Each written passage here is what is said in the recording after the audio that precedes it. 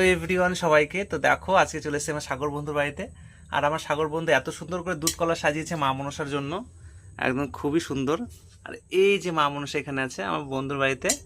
তো দেখো এখানে কিন্তু মা মনসাকে আজকে যেহেতু সংক্রান্তি, আজকে কিন্তু ভোগ দেবে, মানে দুধ কলার ভোগ দেবে। তো তোমরা দর্শন করো।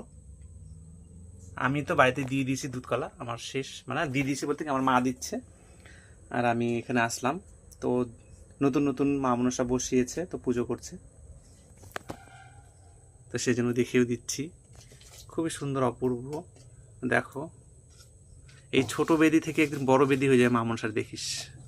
এখানকার মধ্যে যতগুলো দেবদেবী আছে কিনা সবার থেকে ওই বড় ধাম নেবে আর ওই প্রথমে উঠবে, দেখিস তুই। ও মা মনসার যে নিয়মই হচ্ছে এটা, সবার আগে ওই পূজা খাবে, তারপর অন্য কেউ। এটা আলাদা রকমের দেবী, জানিস তো।